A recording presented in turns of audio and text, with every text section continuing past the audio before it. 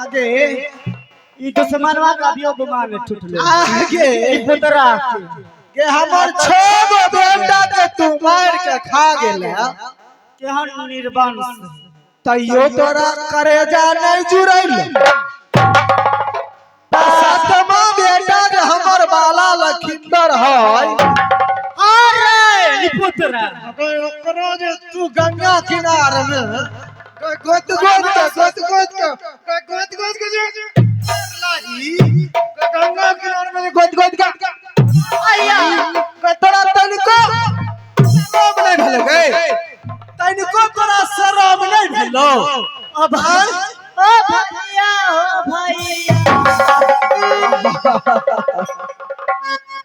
ओ भैया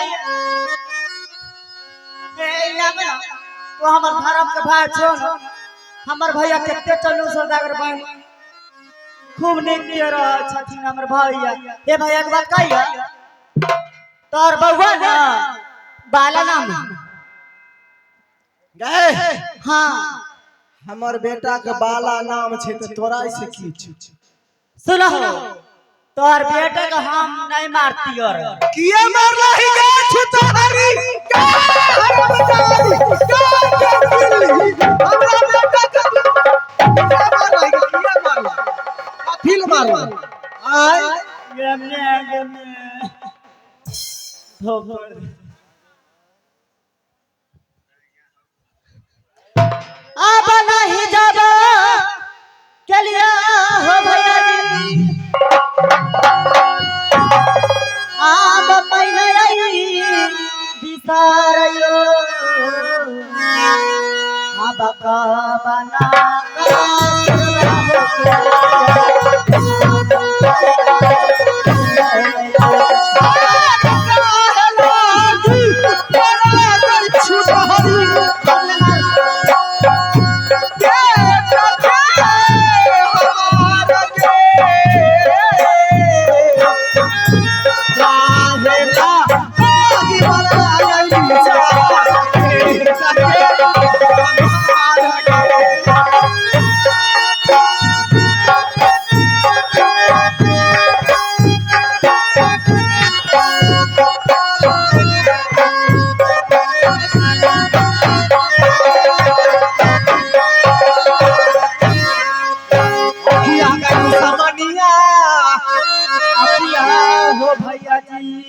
गई फारी दे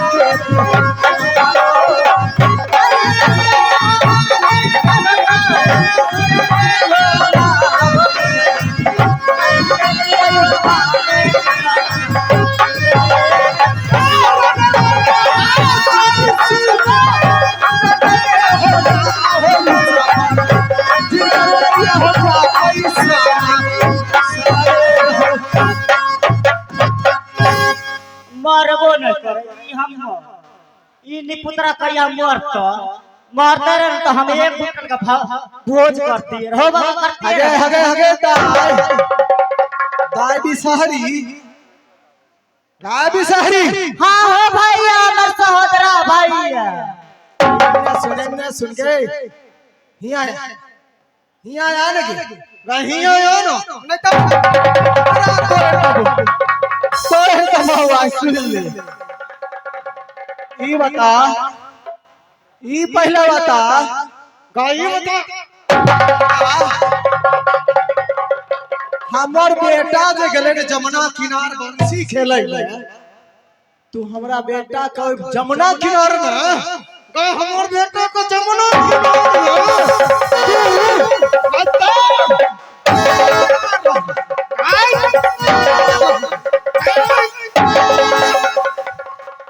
ओ भैया मैंने कुछ कहा नहीं मार दियो नहीं मारला नहीं हमरा अगर तू नहीं मार रही तो हमर बेटा वो नहीं काम है तो भोग करे थे हमरा बात सुन को तब गई सुना ना बोल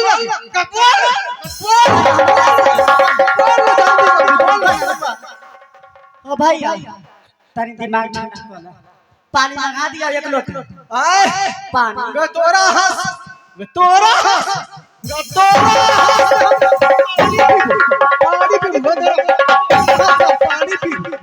पानी पी तोरा हंस हाय बोल तो हमरा बेटा किया मारला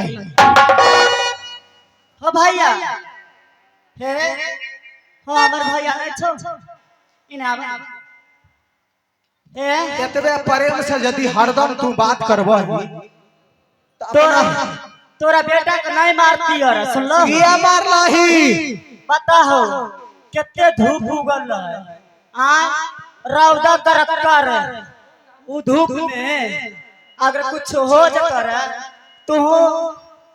तू कान पीट के रह जतोरा हमो के दे भतीजा रे भतीजा रे केना मर गली रे भतीजा आगे सुन अशुभ बात नहीं बोल बुझलही वेहा चतन को है वेहा चत हम की कहलिए जाने छ तू थप्पड़ मार ली कान में कले रे भतीजा तोर फुआ लगे छियो चल जो तो धूप में कथले मछली मारो छ बंसी खाले चल जो घर हम कौन गलती करिया हो भैया तू न मर जाओ गे तो कटिया सो नहीं न छ जे हम कहिया मरिए जे तोहर राज भ जा लेकिन हम मर जेबो के हम मर जेबो ना आओ त तोरा नचबै ले के लो जेतू कर बाबू लो तोर बाबू आयो सुन मारता है आगे तू को तर मेरे है तो बाबू ने मेरे आगे तोहर बाबू लौंडे हो की हमर बाबू लौंडा नहीं है हमर बाबू मर्दा ना केना चले देखो है हमर बाबू केना मर्दा ना चले केना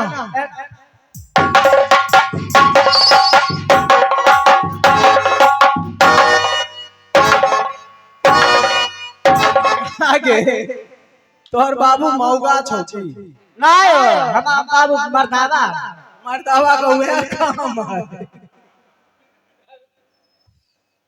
दाई अच्छा ठीक कइलो भन्ने हमरा बेटा के दू थप्पड़ मार के हां भैया कोनो खराब बात कहलिए आय तू तुरंत नाराज हो जा बताओ एक बार बाबू ना चनिया रे मौगा चले किनारे जाने छौ देखो हम बतबै छियो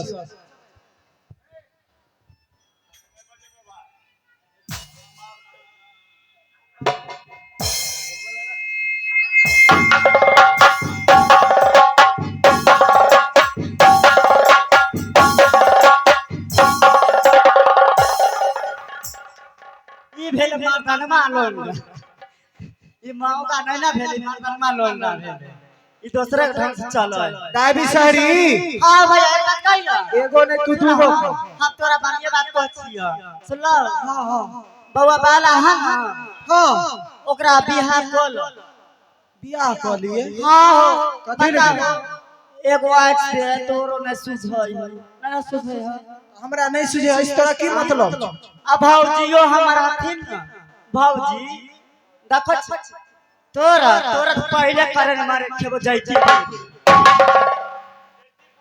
हाँ पहले मोटका के खेबे तब सब खेबे। सुनो भैया सुनै छियै कले की आप तो बुढ़ पुराना हो गल हो अब भौजियो के ना सुझा है दुनु आँख से सुन लो ना ना सुझा है ई त बात ठीके कहै छै। बाला बउआ के बियाह क ले खाना बना के तोर खिएता भौजियो खिएता बढ़िया से रही। गाय बिसहरी हां हम बेटा वाला के बियाह करबै एके शर्त पर। बोला ना जेहन हमर बेटा वाला छै ना हां हो अगर हमरा बेटा से सुंदर अगर पुतोह मिल गेलै हां तब हम बेटा के शादी करबै।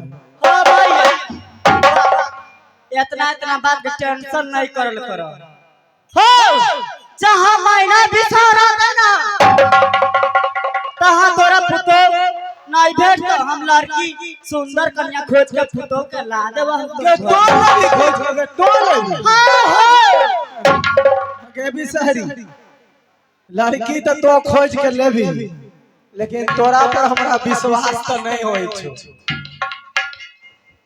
किए ना हो किया थे तोरा पर हमरा शक होय छै। तू तो हट गाड़ी एक बात कहिया एगो नहीं दूगो कह तोरा से पूछो हम कहै छी ना ऐसे त कुछो नहीं कहै छै। कुछ कहलियो ना ना कहलियो बाबू हमर तू हमर एकलौती बहिन छ हमरा की कहब।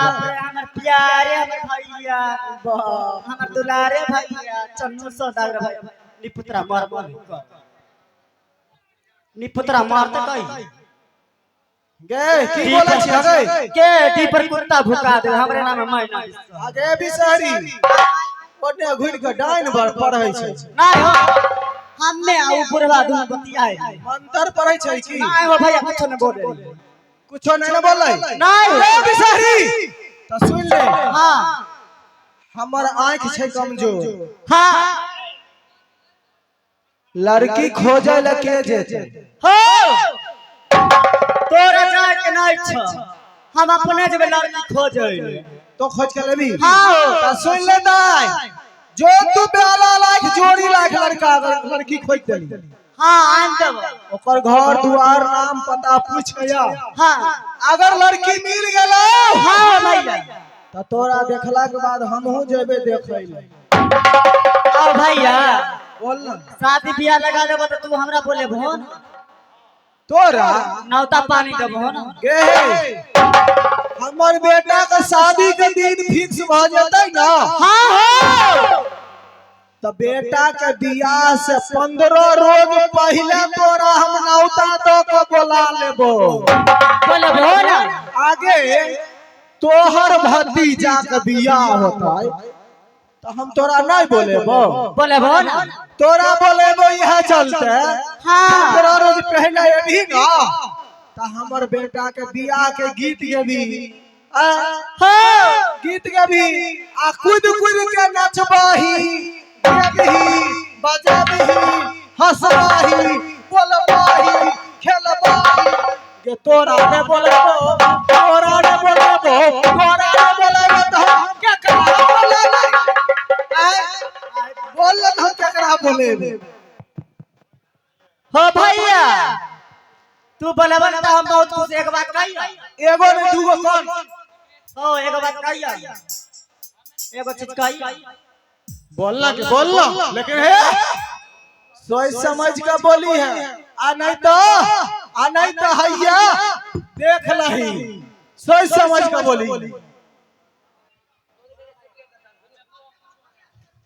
के बोल भैया कहियो आ बजल दिसे देता हो भैया जी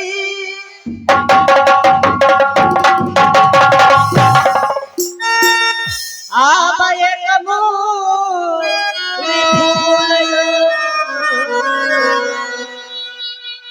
आ बजल दिसे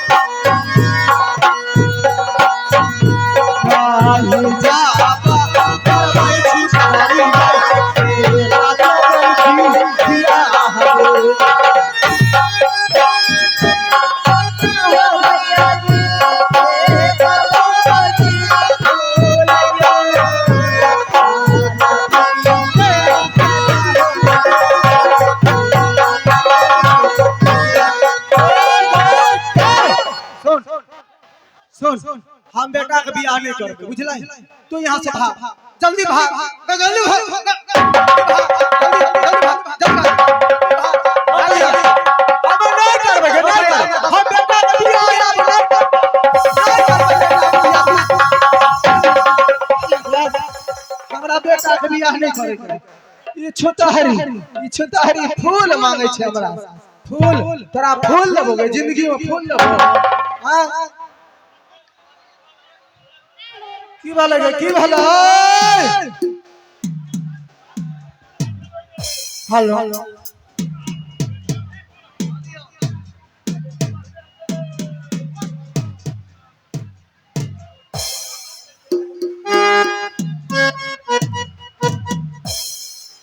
ए न रे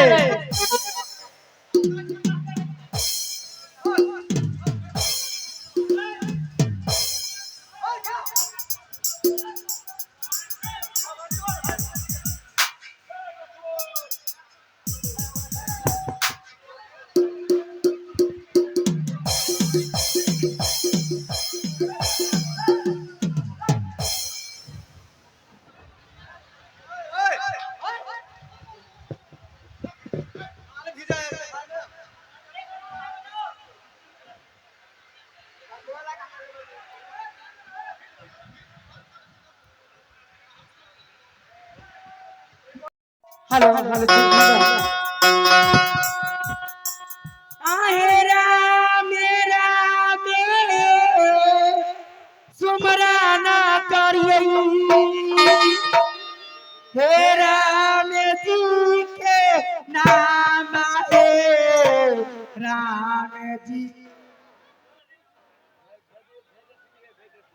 आई बहना ऋषि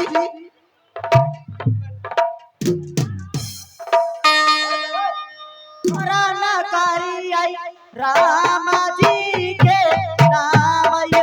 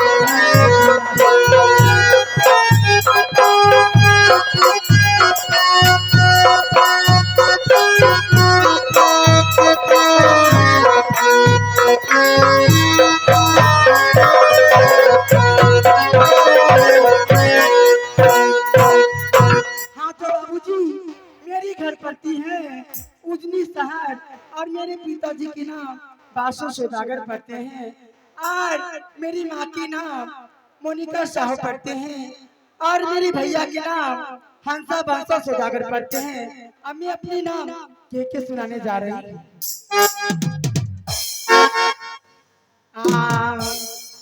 अदेहिया के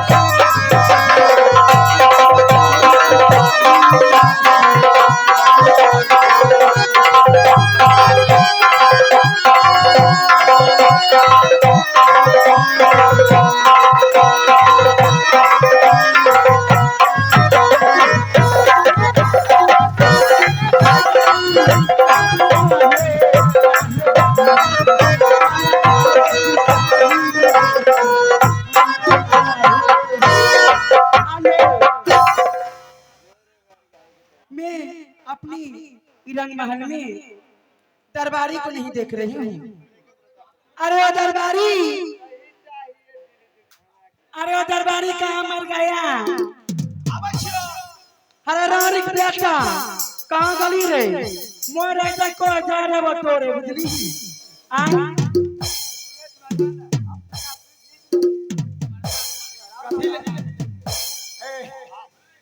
आई लागे चमार के लकाई है ठका ठा करब छरा लागे मोर गलन घर में सुतल छै रंग महल में।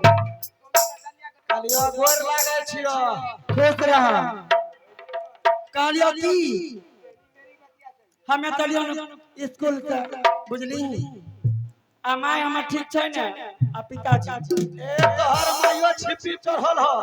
हां तोहर बापो छिपिए पर हो। मैं बोल रही हूँ मेरे बाबूजी और माँ जी ठीक है ना? सब कुशल मंगल है?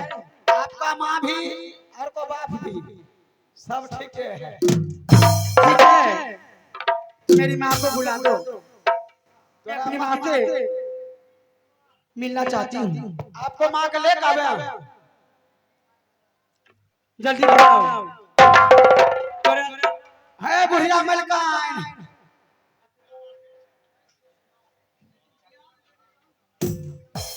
मेरी माँ ना जाने कहाँ होगी अभी तक नहीं आई है।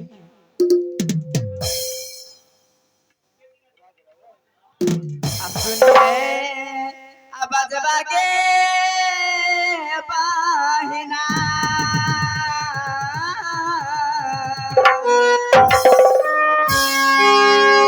आगे सुनिए अब जबागे बाहिना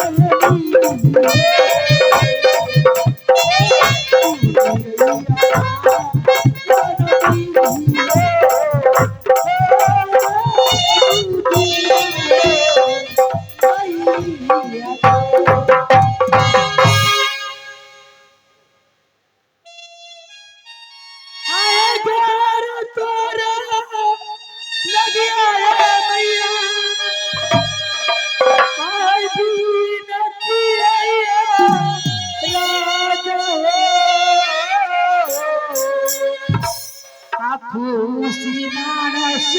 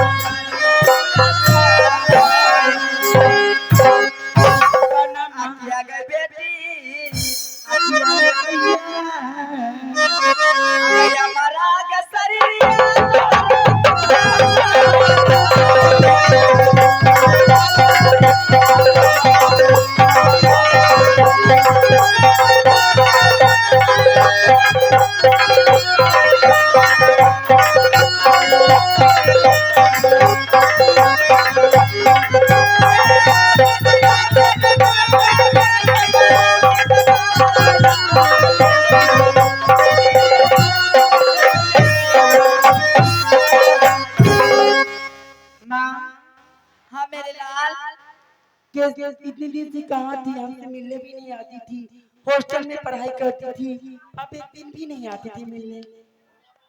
तक तक भुंडी माँ। बेटी हाँ माँ। मैं तो नित रोज तुम्हें तैयार कर देती हूँ और हाँ। तुम चली जाती है पाठशाला पढ़ाई करने के लिए। हाँ माँ। बेटी आज क्या हुआ? तू मुझे बुलाई है क्या? मैं ऐसे नहीं बताऊंगी। तो कैसे बताएगी, बताओ। आप मेरे साथ करोगे?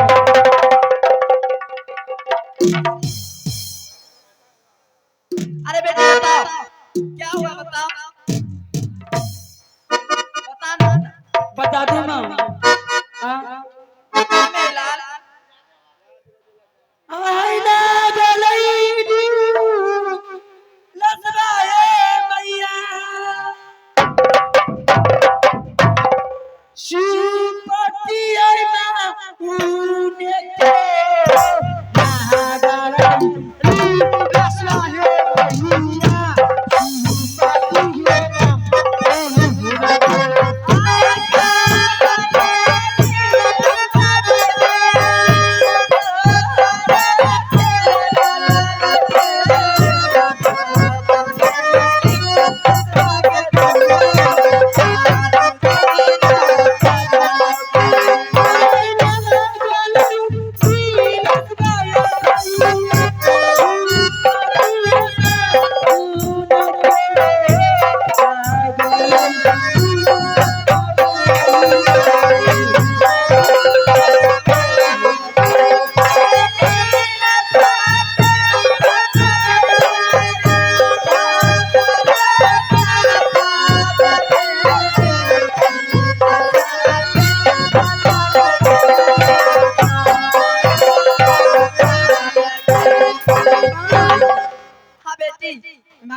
हमें सुप्ती मोनिक की ललका लगी हुई है। मैं जाऊंगी चौबटिया पे सुप्ती और मोनिक खेलने के लिए। अरे बेटी बिहुला, हाँ माँ। देखो 12 बरस से मैं इस उजनीपुर शहर में रह रही हूँ हाँ माँ, लेकिन अभी तक मैं बाहर नहीं गई हूँ बेटी, तुम्हें भी नहीं जाने दूंगी। क्या? नहीं जाने दूंगी मैं। नहीं जाने दूंगी? नहीं बेटी, ऐसे नहीं होगा। जब तक मैं मंत्री को नहीं बुलाऊंगी तब तक मेरा एक भी काम नहीं होगा। अरे बेटी देखो, अभी तुम्हें पढ़ाई करने की उम्र है, तुम मत जाओ सत्यमौनी खेलने के लिए बेटी। नहीं ना, मैं जाऊंगी तो जाऊंगी, मैं बस पूरी करूंगी, मेरे मन में लालसा लग चुकी है। नहीं बेटी नहीं जाओ। अरे चला है, अरे मंत्री, अरे दरबारी कहाँ गया रे?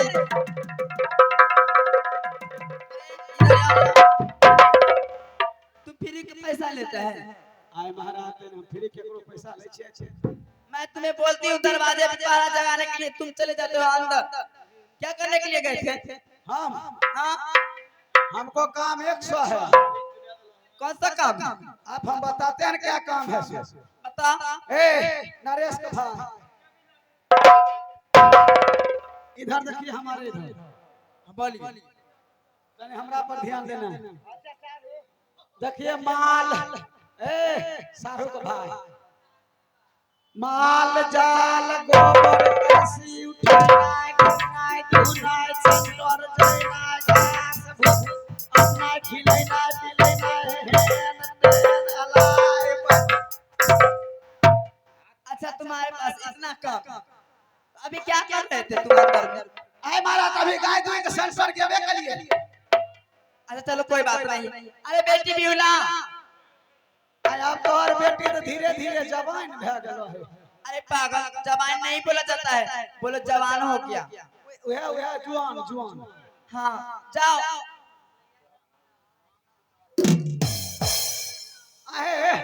हाँ बोलो क्या हुआ? एक भाई अखनी धान रोपेबे कैले ना, तोहर बेटी चाउर भेल जाय छ। अरे पागल, ऐसे मत बोला जाता है।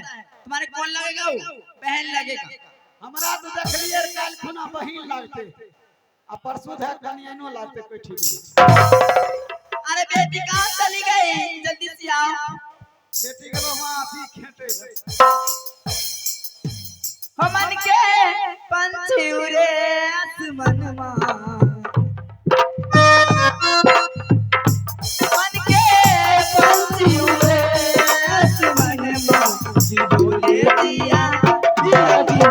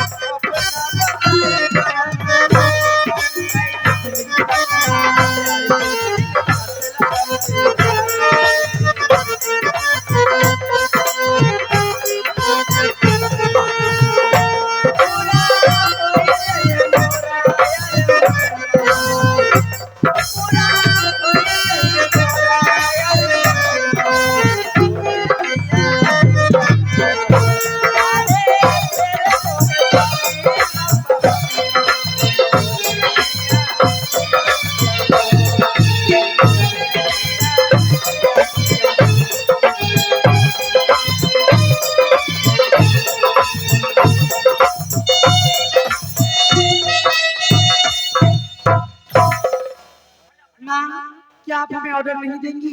नहीं देंगे। आहे बांसुरी ले गाई रे मैया नहीं देंगे ऐसी बात मत बोलो। आज दिन है लारा बाहे बांसुरी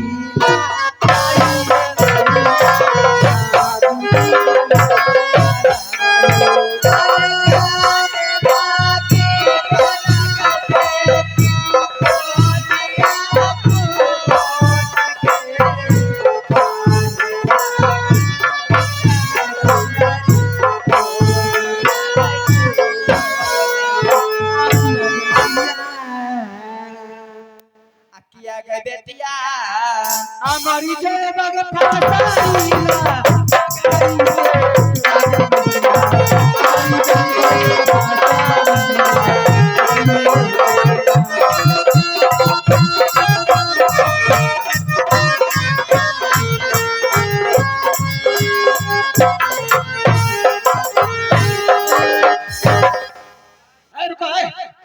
रुको रुको ना बाहर बेटी का बेटी बेटी।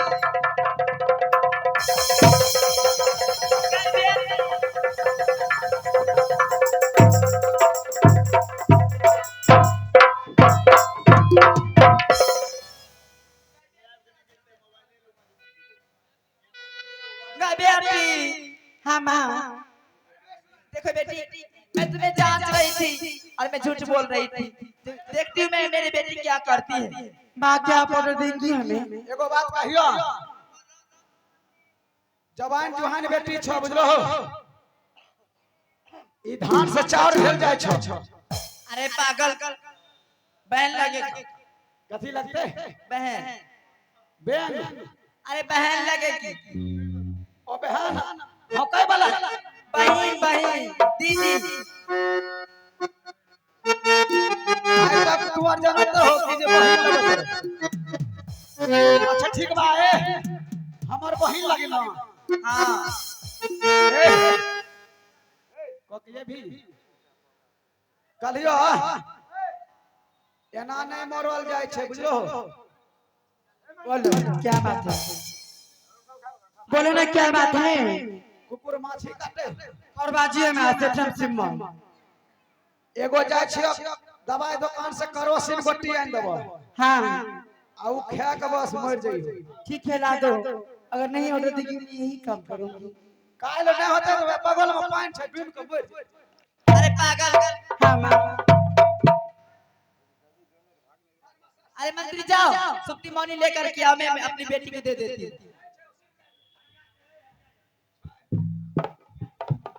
अरे बेटी अकेले जाएगी? नहीं बेटे माँ, हमें सखी सहेली को बुला दो फिर जाऊंगी। जाओ बुलाओ अपनी सहेली को। अरे अरे सखी कविता कविता सविता हाथी आओ मेरी सखी सहेली मेरे पास आओ। तुमसे बेटी मनरिया बेटी सब कोई मेरे साथ आओ। बहन मेरी सहेली आया जो दीना आईबा ये सहेली हे आजो दीना आईबा ये सहेली हे बिहुला ना चाहे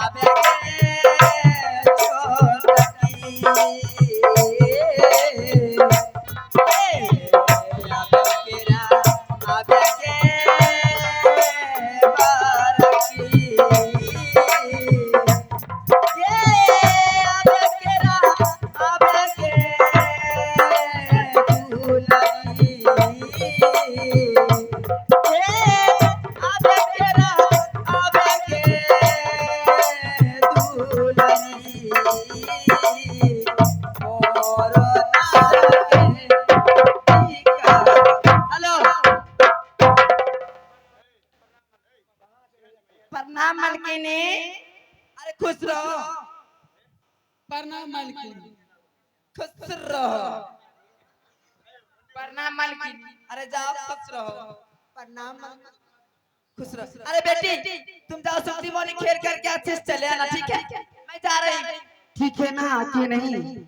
हेलो हेलो हेलो हाँ मेरे सहेलियों मेरे पासिया खनकाओ चूड़ियां कंगना बजा आओ मेरे सहेलियों मेरे पासिया खनकाओ चूड़ियां कंगना बजा